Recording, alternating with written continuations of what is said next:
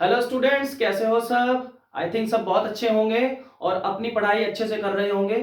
Date sheet आने वाली है बच्चों, तैयार रहना। 10th and 12th board class की डेट शीट बहुत जल्दी आने वाली है और मुझे पूरी उम्मीद है कि आपको सारी वीडियो समझ में आ रही होगी। हालांकि अब उतना रेगुलर नहीं हो पा रहा है जितना पहले था, लेकिन फिर भी जितना मुझे टाइम मिल रहा है मैं आप लोगों के लिए वीडियो जरूर बना रहा हूं। तो हमने जो लास्ट टाइम हमने किया था रेस्पिरेशन वाला पार्ट स्टार्ट, आज हम उसी को कंटिन्यू करेंगे। Our next topic will be respiration in humans. हम ह्यूमंस जो हम लोग हैं उनमें किस तरह से रेस्पिरेशन होता है। रेस्पिरेशन जो हमने पढ़ा था पहले, उसमें क्या था कि एनर्जी प्रोड्यूस होती है। एरोबिक एंड एनारोबिक दो टाइप्स के रेस्पिरेशन होते हैं। हमारे अंदर एरोबिक रेस्पिरेशन होता है, ठीक है, कभी कभी एनारोबिक भी होता है।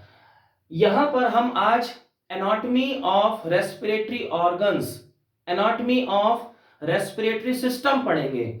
एनाटॉमी का मतलब जो भी हमारा रेस्पिरेटरी सिस्टम का जो स्ट्रक्चर है, जो डिजाइन है, वो सब कुछ पढ़ेंगे। कौन कौन से ऑर्गन्स इसमें इन्वॉल्व हैं। ओके बच्चों, तो शुरू करें। ये डायग्राम है हमारे रेस्पिरेटरी सिस्टम का। ये एग्जाम में आ जाता है। वैसे बनाने के लिए तो बहुत कम आता है, लेबलिंग के लिए आता है, but you have to practice by drawing it. खुद से बना के प्रैक्टिस करनी पड़ेगी, तब जाके समझ में आएगा। कभी कभी बनाने के लिए भी आ जाता है, ठीक है। कई बार मैंने देखा है कि रेस्पिरेटरी ऑर्गन्स या रेस्पिरेटरी सिस्टम पूरा बनाने के लिए भी आ जाता है। सो ये सारे मेन पार्ट्स हैं और इन सभी पार्ट्स का अपना अपना बहुत बड़ा रोल है। हमारा रेस्पिरेशन कहां से स्टार्ट होता है, मतलब ब्रीदिंग कहां से स्टार्ट होती है। ब्रीदिंग और रेस्पिरेशन अलग अलग चीजें हैं, लेकिन रेस्पिरेशन होगा तो तभी ना जब सांस अंदर लेंगे। तो कहां से स्टार्ट हो जाता है हमारा रेस्पिरेटरी सिस्टम, हमारी नोज से स्टार्ट हो जाता है। मतलब जो सबसे पहले जो ऑर्गन्स हैं वो ऑर्गन्स हैं हमारे नॉस्ट्रिल्स। एक दो दो नॉस्ट्रिल्स होते हैं, यहां से हम सांस लेते हैं। वैसे सांस हम मुंह से भी ले सकते हैं, but that is not correct, वो सही नहीं है। नॉस्ट्रिल से हमने सांस लिया, एयर अंदर गई, तो पहले जो पार्ट्स है हमारे वो क्या है, नॉस्ट्रिल्स। नॉस्ट्रिल से हमने जो एयर अंदर ली वो नोज के अंदर जाएगी। अब हमारे नोज के अंदर समझना ध्यान से, हमारे नोज के अंदर कुछ हेयर होते हैं और म्यूकस ग्लैंड्स होते हैं। हेयर होते हैं और म्यूकस ग्लैंड्स होते हैं। हेयर क्या काम करते हैं, जो हमारे हेयर होते हैं, hair inside the nasal cavity, इसे हम बोलते हैं नेजल कैविटी।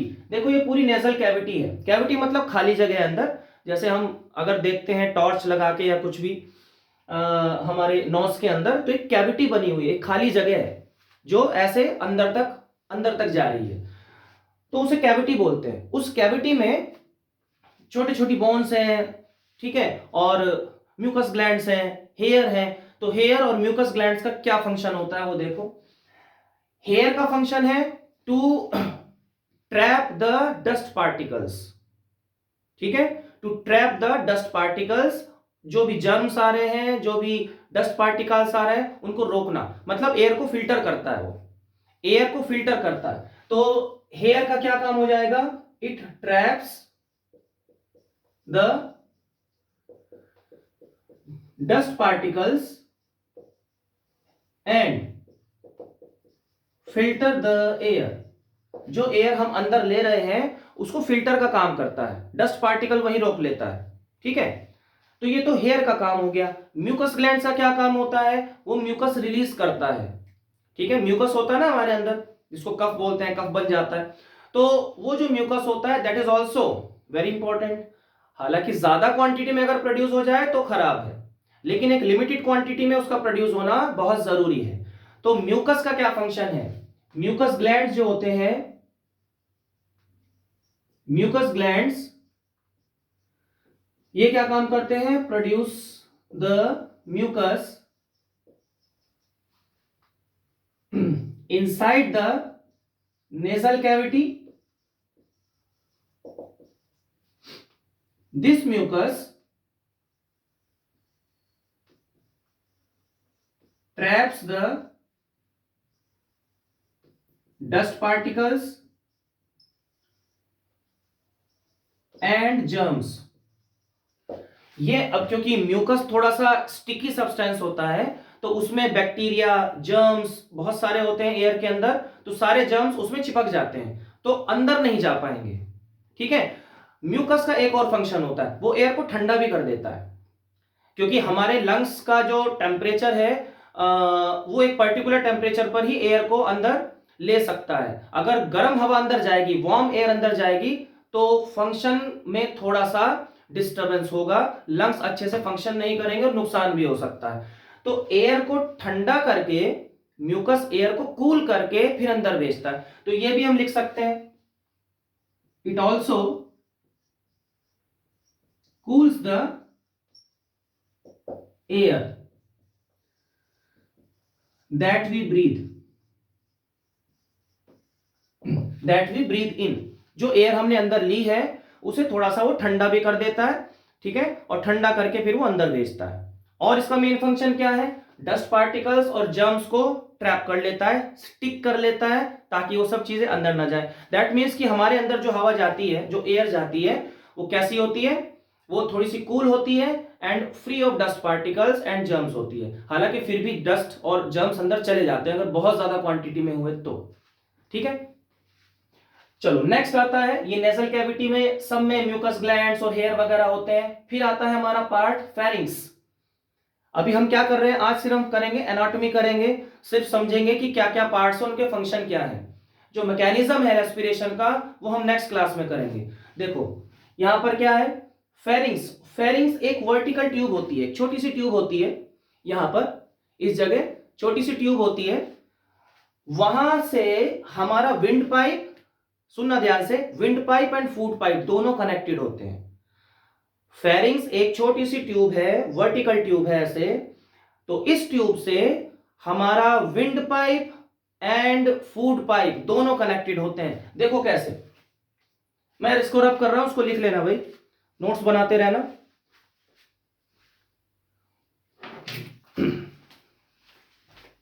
देखो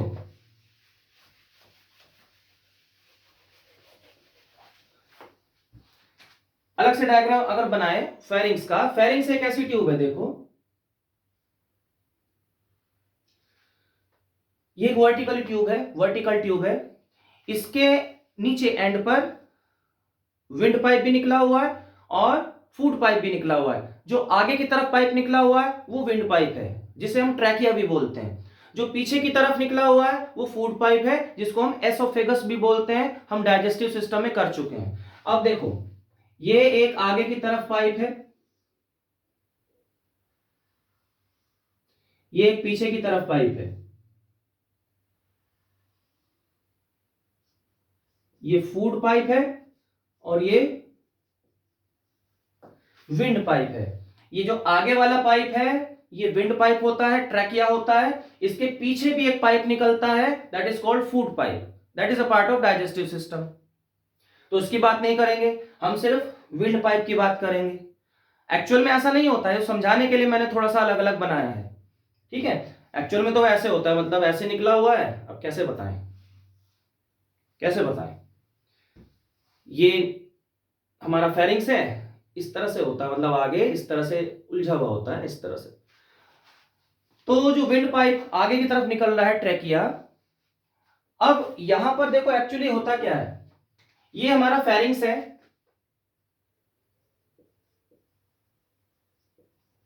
ये फेरिंग्स है, यहां पर एक ओपनिंग होती है, सुनना ध्यान से। फेरिंग्स के एंड पर नीचे जो एंड पार्ट होता है, एंड पॉइंट जो होता है नीचे वाला, बिल्कुल बॉटम वाला, यहां पर एक छोटी सी ओपनिंग होती है, दैट इज कॉल्ड ग्लोटिस। यहां पर ओपनिंग होती है, this is called glottis, this is called glottis, ठीक है। अब ग्लोटिस में डबल टी आता है, सिंगल टी आता है, आई एम कंफ्यूज्ड, देख लेना, चेक कर लेना, नाम ग्लोटिस ही होता है इसका। तो ये जो ओपनिंग है दिस इज कॉल्ड ग्लोटिस। अब इसी ओपनिंग से हमारा फूड पाइप निकलेगा और विंड पाइप निकलेगा। भाई जब हवा अंदर जाएगी, कैसे जाएगी हवा अंदर? जब कोई ओपनिंग होगी तभी तो हवा अंदर जाएगी ना। तो ये वही ओपनिंग है, ग्लोटिस से ही जो एयर होती है वो विंड पाइप में एंटर करती है। ओके, तो अच्छा, अब ग्लोटिस के ऊपर एक पतला सा लीफ लाइक एक कार्टिलेज स्ट्रक्चर होता है। ग्लोटिस के ऊपर एक पतला सा कार्टिलेज से बना हुआ एक स्ट्रक्चर होता है, फ्लैप, इस तरह से फ्लैप लाइक। तो वो क्या होता है, उससे ये ग्लोटिस बंद हो जाता है, खुलता रहता है इस तरह से। कब? जब हम किसी चीज को स्वेलो करते हैं, जैसे मान लो हम खाना खा रहे हैं या कुछ पी रहे हैं, तो क्या होगा, हमारा जो ट्रैकिया है वो ऊपर की तरफ शिफ्ट हो जाता है, इस तरह से होता है। देखो ये ओपनिंग है, इसको भी अलग से बनाते हैं, ये है ओपनिंग, और इसके ऊपर एक लीफ लाइक कार्टिलेज का बना हुआ एक फ्लैप लाइक स्ट्रक्चर होता है, which is called epiglottis. This is called epiglottis. ये जो लीफ लाइक स्ट्रक्चर है इसको हम बोलते हैं एपिग्लोटिस। और ये जो ओपनिंग है ये हमारा ग्लोटिस हो गया। This opening is called glottis. इसके नीचे कौन सी ट्यूब जा रही है? ट्रैकिया जा रही है। ये हो गया ट्रैकिया, ठीक है। और इसके पीछे फूड पाइप है, वो हम नहीं बना रहे। तो जैसे ही हम खाना खाते हैं तो खाना जाएगा फूड पाइप में, ठीक है। तो जैसे ही खाना खाएंगे, जब स्वेलो करेंगे, तो ये जो ट्रैकिया है ये ऊपर उठता है, इट राइजेस, ऊपर उठता है। जब ऊपर उठेगा, इस तरह से मान लो ये ट्रैकिया है और ये क्या है, ये एपिग्लोटिस है। तो ये ट्रैकिया जब ऊपर उठेगा ऐसे, तो ये इससे टच होगा एपिग्लोटिस से, तो ये बंद हो जाएगी, ओपनिंग हो जाएगी ना। ये ओपनिंग है, ये खुला हुआ है, खुला दरबार है, ये ओपनिंग है, इसके ऊपर ये एपिग्लोटिस है, इस तरह से। तो जैसे ही हम कोई चीज स्वेलो करते हैं, एट दैट मोमेंट ये जो ट्रैकिया है ये ऊपर की तरफ उठता है, ऊपर की तरफ। एक्चुअली ये एपिग्लोटिस मूव नहीं करता, एपिग्लोटिस डज नॉट मूव, वो मूव नहीं करता, हमारा ट्रैकिया मूव करता है। मान लो ये एपिग्लोटिस है, ये ट्रैकिया है, तो जैसे स्वेलो करेंगे ट्रैकिया ऊपर मूव करेगा और एपिग्लोटिस को टच करेगा, ओपनिंग बंद हो गई, ठीक है। अब एयर अंदर नहीं जाएगी ट्रैकिया के। ये क्यों होता है? ये बहुत अच्छी चीज है, ये बहुत अच्छा अरेंजमेंट किया हुआ है नेचर ने। जैसे ही हम कोई खाना खाते हैं, वो फूड पार्टिकल हमारे ट्रैकिया में ना चला जाए, विंड पाइप में ना चला जाए, तो हमारा जो ये ओपनिंग है ग्लोटिस की, ये बंद हो जाती है। अदरवाइज विंड पाइप में अगर कोई चीज फंस गई तो हमारी सांस रुक सकती है और हम मर सकते हैं। मैंने 2-4 एग्जांपल देखे हैं अपनी लाइफ में, तो बहुत सारे लोगों के साथ ऐसा हुआ है, 1-2 लोग मर भी चुके हैं। तो ऐसा होता है, तो उस चीज को अवॉइड करने के लिए नेचर ने अरेंजमेंट किया हुआ है, ठीक है। याद रखना कि epiglottis does not move, only the trachea moves upwards when we swallow anything. बात समझ में आ गई? तो अगर क्वेश्चन आए कि what is the function of glottis, what is the function of epiglottis, तो एपिग्लोटिस में क्या लिखेंगे? I am dictating, you can write. Epiglottis में क्या लिखेंगे?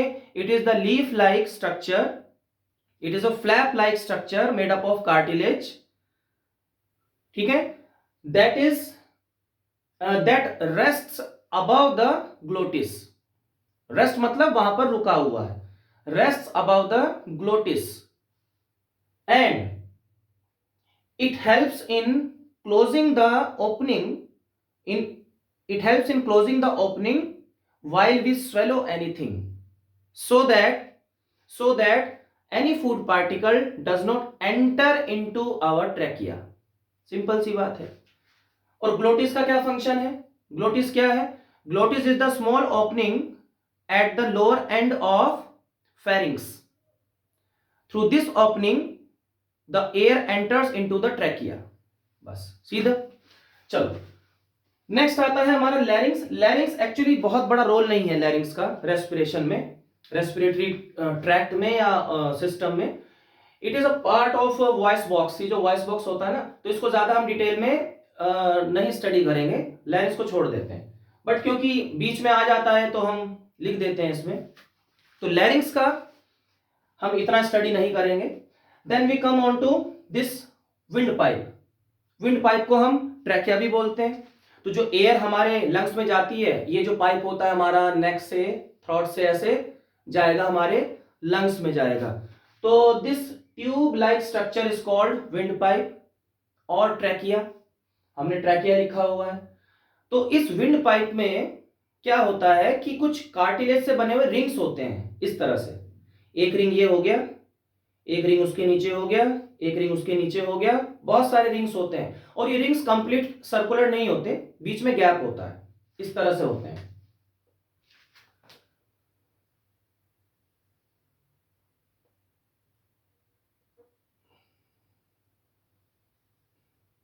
ऐसे देखो बीच में गैप है, इधर भी गैप है, पूरी तरह से रिंग नहीं होते लेकिन है तो सर्कुलर शेप के ही, तो इसलिए हम इसको रिंग्स बोल सकते हैं। तो these are the rings of cartilages. इनका बहुत इंपॉर्टेंट फंक्शन होता है और एग्जाम में बहुत पूछा जाता है, इंपॉर्टेंट है। देखो कार्टिलेज क्यों होते हैं ट्रैकिया के अंदर? जब हम सांस नहीं ले रहे होते, मान लो हमने सांस रोक लिया, ठीक है, कुछ सेकंड्स के लिए हमने सांस रोक लिया, तो क्या होगा? अगर ये कार्टिलेज से बने हुए रिंग्स ना होते तो क्या होता?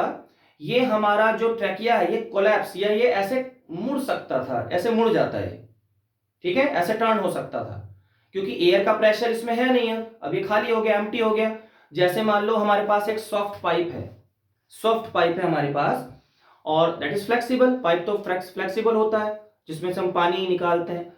तो अगर उसमें पानी का प्रेशर कम हो गया, मान लो उसमें पानी जब तक फ्लो कर रहा है फुल प्रेशर के साथ, तो वो पाइप जो है सीधा रहेगा।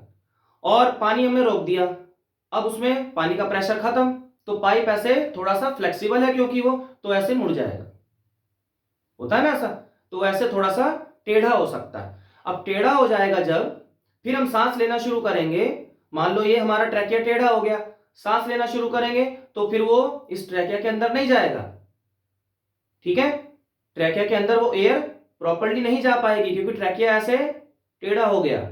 तो इसे बिल्कुल सीधा रखने के लिए रिंग्स बने हैं इसके अंदर, उसको सपोर्ट करने के लिए, ताकि in the absence of air, air नहीं भी होगी तब भी वो जो पाइप है हमारा, जो विंड पाइप है, वो बिल्कुल सीधा बना रहेगा। तो एक तरह से ये है हमारे कार्टिलेजेस रिंग्स जो हैं, ये ट्रैकिया को सपोर्ट करते हैं, so that in the absence of air it does not collapse. सीधा सा इसका फंक्शन ये है। तो क्वेश्चन बहुत पूछा जाता है कि क्यों रिंग्स बने होते हैं ट्रैकिया के अंदर। मैं लिख दे रहा हूं यहां पे, to support trachea in absence of air so that it does not collapse, ताकि वो कोलैप्स ना हो जाए, वो टेढ़ा ना हो जाए, वो गिर ना जाए, कुछ भी समझ सकते हो। बात समझ में आ गई? तो ये हमारा पाइप हुआ ट्रैकिया।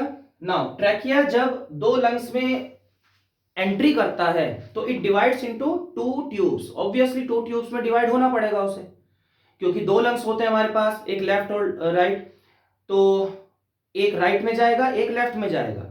देखो ये ट्रैकिया जा रहा है ऐसे, यहां तक गया, ट्रैकिया दो पार्ट्स में डिवाइड हो रहा है, एक पार्ट जा रहा है इस लंग में और एक पार्ट जा रहा है इस वाले लंग में। जब ट्रैकिया दो पार्ट्स में डिवाइड होता है, जब ट्रैकिया दो पार्ट्स में डिवाइड होता है तो उसे हम बोलते हैं ब्रोंकस। ये एक्चुअली यहां पर गड़बड़ हो गई, ये ब्रोंकस नहीं है, ये ब्रोंकियोल है। ये ब्रोंकस है, तो इसे कहां लिखा जाए? लिख देते हैं यहीं पर,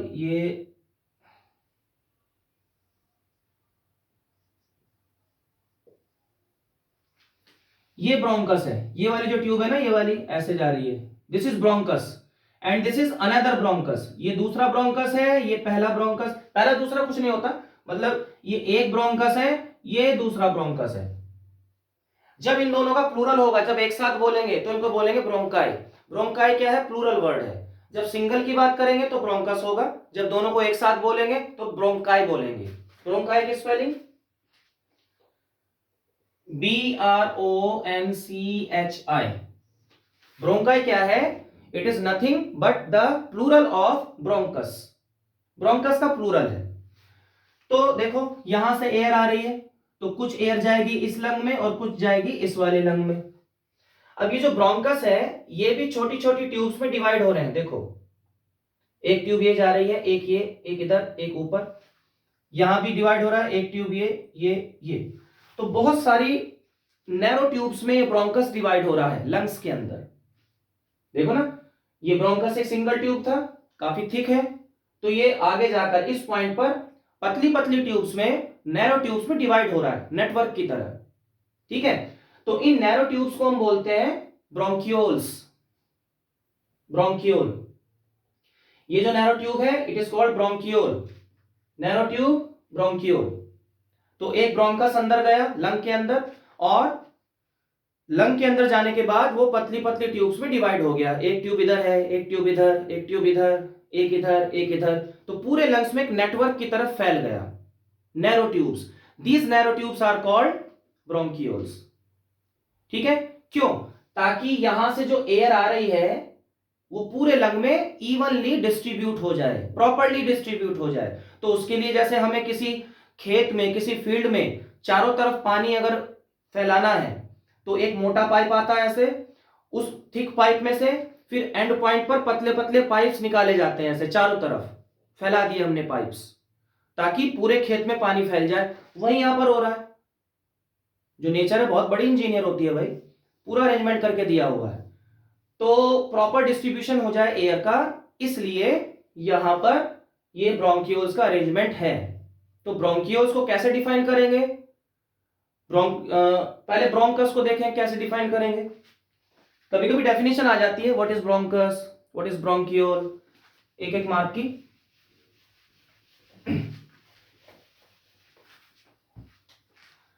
तो ब्रोंकस को कैसे डिफाइन करेंगे? लिखेंगे it is a part of trachea that divides and enter into the lungs। Trachea है जो एक पार्ट में डिवाइड हो जाता है, डिवाइड ही हो रहा है ना ट्रैकिया, तो वो जो डिवाइडेड पार्ट है वो लंग में जाता है, और उसी डिवाइडेड पार्ट को हम बोलते हैं ब्रोंकस। ठीक है, ओके। ब्रोंकियोल क्या होता है, कैसे डिफाइन करेंगे? ब्रोंकियोल क्या होता है? These are the narrow tubes that emerge out of the bronchus and spread throughout the lungs। कहां से इमर्ज आउट हुई है? ब्रोंकस से निकली है और पूरे लंग में फैल गई, स्प्रेड हो गई, नैरो ट्यूब्स होती हैं। बस ये हो गया। फंक्शन क्या होगा?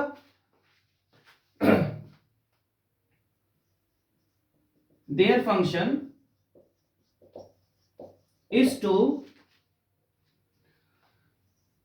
Distribute the air throughout the lungs, ताकि एयर अच्छे से लंग्स में डिस्ट्रीब्यूट हो जाए। ये सब लिखते रहना, बहुत इंपॉर्टेंट चीजें हैं।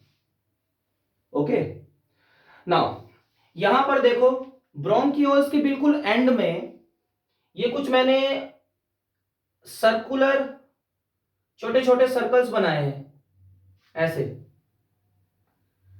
दिख रहे हैं ना, छोटे छोटे सर्कल्स बनाए हैं। These are present at the end of bronchioles.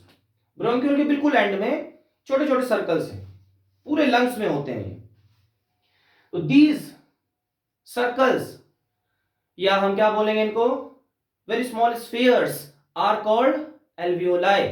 अब इनके बारे में अलग से डायग्राम बनाऊंगा तब समझाऊंगा, ये तो और भी ज्यादा इंपॉर्टेंट है। एल्वियोलाई के बारे में तो हर साल एक आधा क्वेश्चन जरूर आता है। देखो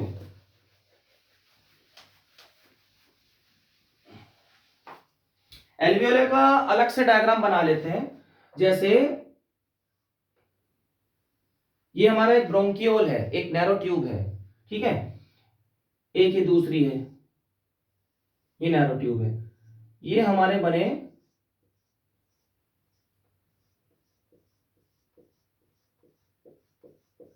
जैसे ग्रेप्स होते हैं ना, बंच ऑफ ग्रेप होता है, उसी तरह से होते हैं ये। तो these are the air filled bags, air filled bags, इनमें हवा भरी रहती है, air filled bags. These are called alveoli. Alveoli plural है क्योंकि बहुत सारे होते हैं, करोड़ों होते हैं हमारे लंग्स के अंदर, ठीक है, लाखों करोड़ों होते हैं, millions of alveoli are there. अगर एक बैग की बात करें तो वो हो जाएगा एल्वियोलस। एल्वियोलस सिंगुलर वर्ड है,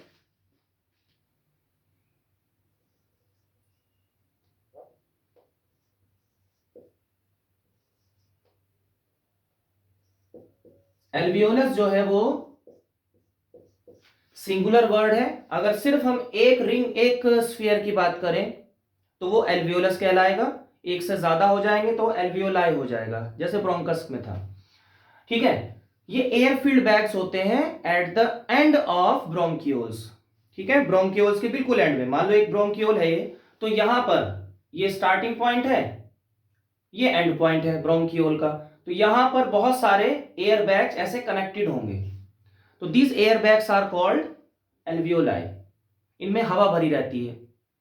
नाउ वेरी इंपॉर्टेंट फंक्शन, जो गैसेस का एक्सचेंज होता है वो यहीं से होता है। जो हमने एयर ब्रीद इन करी, वहां से ऑक्सीजन अलग होता है। एक्चुअली लंग्स का हमारा फंक्शन क्या होता है? लंग्स का हमारा मेन फंक्शन है कि जो भी एयर हम ब्रीद इन कर रहे हैं ना, उसमें से वो ऑक्सीजन को अलग कर लेता है, बाकी एयर के अंदर जो भी नाइट्रोजन वगैरह है उनसे अलग कर लेता है।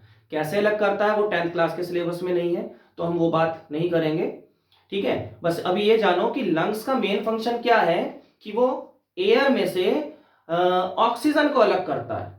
भाई एयर में नाइट्रोजन भी होती है, CO2 भी होती है थोड़ी बहुत, तो सब कुछ थोड़ी हम अंदर ले लेते हैं, सिर्फ ऑक्सीजन ही हमारे ब्लड में जाती है ना, बाकी जब गैसेस होंगी उनका क्या होगा, तो उनको सेपरेट करना होता है, वो सेपरेशन का काम करते हैं लंग्स। तो लंग्स ऑक्सीजन को एयर में से अलग करते हैं।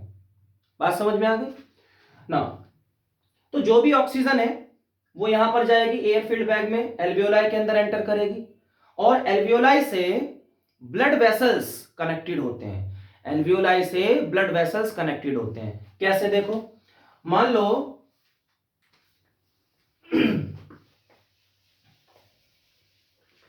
ये हमारे एल्वियोलाई हैं, इनके चारों तरफ ब्लड वेसल्स घूम रहे हैं, इनके चारों तरफ ब्लड वेसल्स हैं। ब्लड वेसल समझते हो ना, जो हमारी वीन्स होती हैं, आर्टरीज होती हैं, जिनमें ब्लड फ्लो करता है। तो ये एक ब्लड वेसल ये हो गया, एक ये हो गया, ठीक है, ये ब्लड वेसल है, ये ब्लड वेसल है, ये ब्लड वेसल है, ये ब्लड वेसल है,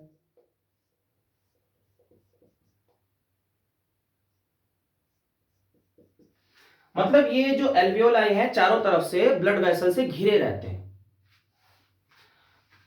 अब जो सर्कुलेशन वाला पार्ट है तो उसमें ज्यादा क्लियर होगा, अभी सिर्फ इतना समझो कि जो एयर हम ब्रीद इन करते हैं उसमें से ऑक्सीजन को अलग करना होता है, वो काम किसने किया? लंग्स ने कर दिया। वो ऑक्सीजन जाता है हमारे एल्वियोलाई के अंदर, एयर एल्वियोलाई के अंदर चली गई, ठीक है। अब उसमें से ऑक्सीजन निकल के जाता है इन ब्लड वेसल्स में बाय डिफ्यूजन। तो इन ब्लड वेसल्स में ऑक्सीजन एंटर कर गया। ब्लड वेसल के अंदर क्या है? ब्लड होता है।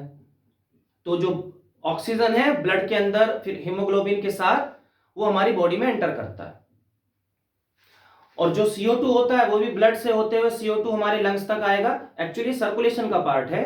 तो अभी बस इतना समझो कि यहां पर एल्वियोलाई में क्या हो रहा है। एल्वियोलाई एक तरह से डोर्स हैं, दरवाजे हैं।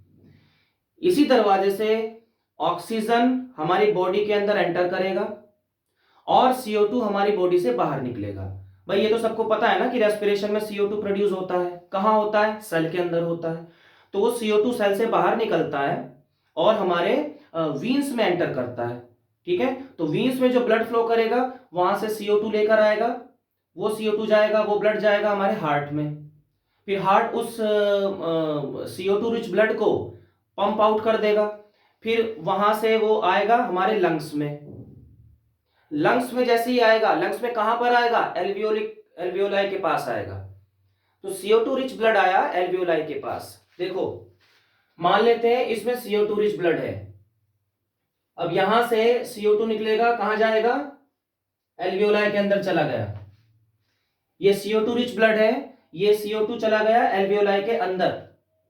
ओके, नाउ इसमें से CO2 बाहर निकल चुका है इस ब्लड में से।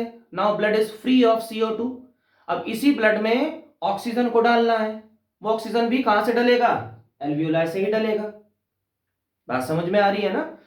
तो मान लेते हैं यहां पर हमारे पास जो ब्लड वेसल है इसमें ऑक्सीजन अंदर एंटर कर रहा है, ये ऑक्सीजन अंदर एंटर कर रहा है इस ब्लड वेसल के अंदर। तो ये वाला ब्लड फिर हमारी बॉडी में वो ऑक्सीजन वाला ब्लड ऑक्सीजन को लेकर जाएगा। यहां से क्या हो रहा है, CO2 एंटर कर रहा है, यहां से ऑक्सीजन बाहर निकल रहा है। ऑक्सीजन यहां से भी बाहर निकल सकता है, मैं वैसे समझाने के लिए बता रहा हूं। मतलब क्या है कि जो एल्वियोलाई है उनके चारों तरफ कुछ ऐसी ब्लड वेसल्स हैं जहां से CO2 एंटर करेगा, ठीक है, और कुछ ऐसी ब्लड वेसल्स हैं जहां जिनके अंदर O2 एंटर करेगा। तो क्या हुआ, एल्वियोलाई के अंदर क्या हो रहा है, CO2 जा रहा है, ऑक्सीजन बाहर निकल रहा है। तो क्या हो रहा है यहां पर, बेसिकली एक्सचेंज ऑफ गैसेस हो रहा है, ठीक है, एक्सचेंज ऑफ गैसेस। तो एल्वियोलाई का जो मेन फंक्शन है वो क्या है, सिर्फ एक लाइन में लिख देना, पूरे नंबर मिल जाएंगे। एल्वियोलाई क्या होते हैं, these are the air filled bags present at the end of bronchioles, ठीक है। their function is to exchange the gases like O2 and CO2, ये फंक्शन है इनका। ऑक्सीजन हमारी बॉडी के अंदर एंटर करता है, CO2 हमारी बॉडी से बाहर निकलता है, किसके थ्रू निकलता है, एल्वियोलाई के थ्रू, ठीक है। ये इनका मेन फंक्शन हो गया। इनके एडवांटेज भी पूछे जाते हैं, what are the advantages of alveoli, क्या एडवांटेज हैं, क्या बेनिफिट्स हैं। तो क्या बेनिफिट्स हैं, क्योंकि बहुत these are present in millions of numbers, ये प्रेजेंट होते हैं मिलियंस में, करोड़ों में। एडवांटेजेस ऑफ एल्वियोलाई, क्या एडवांटेज है भाई, they are millions in number and hence increases the surface area of lungs for maximum exchange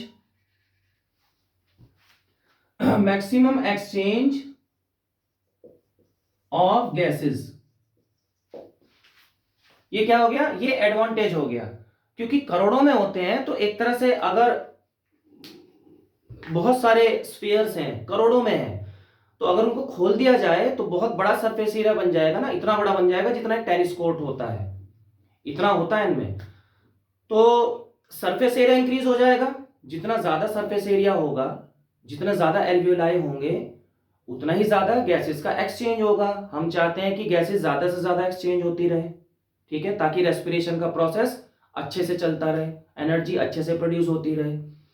तो इसमें यही होता है कि increases the surface area of the lungs for maximum exchange of gases, ताकि मैक्सिमम एक्सचेंज हो सके गैसेस का।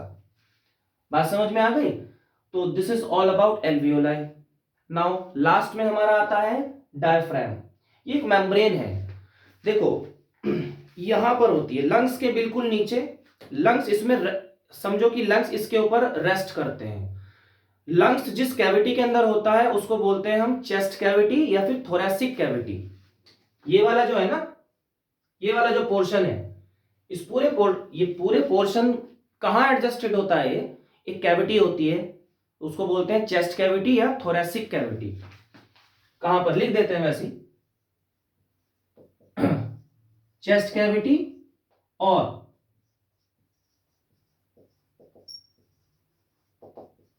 थोरेसिक कैविटी, चेस्ट कैविटी या फिर थोरेसिक कैविटी। ठीक है, तो डायफ्राम जो, और डायफ्राम के नीचे एब्डोमिनल कैविटी होती है, वो डाइजेशन का पार्ट हो गया। यहां डायफ्राम है, इसके नीचे क्या है? हमारे लीवर, स्टमक वगैरह, इंटेस्टाइन है, तो वो एब्डोमिनल कैविटी हो गई, वो डाइजेशन का पार्ट हो गया। इससे ऊपर क्या है? रेस्पिरेशन का पार्ट है, वो क्या है? थोरेसिक कैविटी है। बात समझ में आ गई? तो हम सांस लेते हैं तो क्या होता है? डायफ्राम फ्लैट हो जाता है। वैसे तो ये कर्व्ड होता है इस तरह से, सांस लेंगे तो लंग्स में हवा भरेगी, ठीक है, डायफ्राम फ्लैट हो जाएगा। तो फ्लैट होगा तो क्या होगा? लंग्स का जो सरफेस, जो एरिया है, वॉल्यूम है, एरिया नहीं, वॉल्यूम जो है वो बढ़ जाएगा, क्योंकि हवा अंदर गई, लंग्स का वॉल्यूम बढ़ गया, तो नीचे का जो ये डायफ्राम है ये फ्लैट हो गया। ठीक है, जब हम सांस छोड़ते हैं तो अगेन ये इस तरह से कर्व्ड बन जाता है। बात समझ में आ गई? तो ये एक्चुअली क्या करता है? ये थोरेसिक कैविटी और एब्डोमिनल कैविटी को सेपरेट करता है। ओके, तो दिस इज कॉल्ड डायफ्राम। अच्छा, ये जो है बीच में ये वाला जो पोर्शन है, ये हम बना देते हैं भैया एक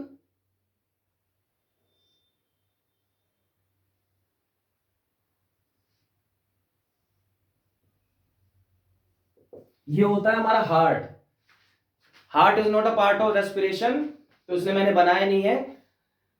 ये हमारा जो होता है ना, क्या बोलते हैं उसको, लेफ्ट लंग। तो लेफ्ट लंग थोड़ा सा छोटा होता है हमेशा as compare to right lung, क्योंकि लेफ्ट लंग में नहीं, लेफ्ट लंग के बराबर में हार्ट हमारा एडजस्टेड होता है। To accommodate the heart, left lung is comparatively smaller in size. ये जो लेफ्ट लंग है थोड़ा सा छोटा होता है, क्योंकि यहां पर हार्ट को एडजस्ट करना होता है इसको। तो हार्ट हमारा यहां होता है, लंग्स के बीच में, लंग्स के बीच में होता है हमारा हार्ट, तो यहां पर हार्ट है हमारा। तो हार्ट रेस्पिरेटरी का पार्ट नहीं है, तो इसे मिटाओ। ठीक है, तो चलो बच्चों, this was all about the anatomy of our respiratory system. अब इसका थोड़ा सा मैकेनिज्म जो है, किस तरह से सांस आता है, क्या होता है क्या नहीं होता, वो मैकेनिज्म सिर्फ 10 मिनट का है, जिसको हम नेक्स्ट लेक्चर में कंप्लीट कर लेंगे। ये डायग्राम ऐसे एज इट इज बना रहेगा, इसी डायग्राम से मैं आपको मैकेनिज्म समझा दूंगा। तो ये पूरा रेस्पिरेटरी ऑर्गन्स का सिस्टम जो हमारे अंदर होता है वो मैंने अच्छे से एक्सप्लेन किया। आई होप कि सबको समझ में आ गया होगा। तो चलिए पढ़ते रहिए, पेपर आ गए हैं, टाइम वेस्ट मत करिए। Thank you so much.